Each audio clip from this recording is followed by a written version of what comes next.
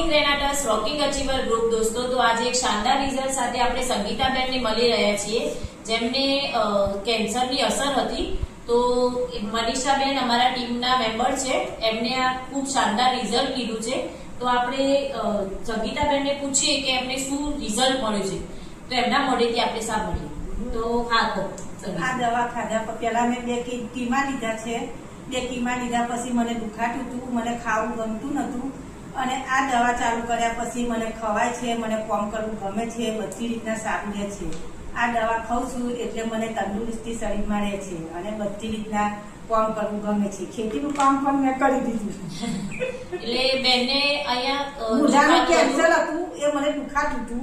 મેં કીમો લીધો તો મને બહુ દુખાતું હતું, મળતું નતું, પણ મેં આ દવા ચાલુ કરી એ પછી મને રિઝલ્ટ સારું મળ્યું અને પછી મને ગમે છે, બધી રીતના સારું લાગે છે, એટલે હું આ દવા ચાલુ રાખવાની છું. અને ખેતીનું કામ પણ હાલ બેન કરે છે, થાકતા પણ નથી. થાકતી પણ નથી. હું તમાકુ ખંચેરી, ઘઉં લીધા, એરંડા લીધા, બધું કામ મેં કર્યું, તોય મને થાક લાગ્યો નથી. તો જોયું મિત્રો, કેટલું શાનદાર રિઝલ્ટ મળ્યું છે. 2 મહિનામાં બેનને આટલું સરસ રિઝલ્ટ મળ્યું છે. તો બેન, આ બધાને લેવી જોઈએ આ દવા?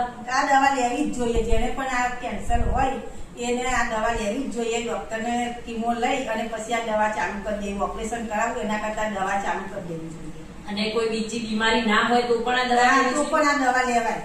દવા સારી છે. બેનના બોડીથી તમે સાંભળ્યું કે કેટલું શાનદાર રિઝલ્ટ મળ્યું છે.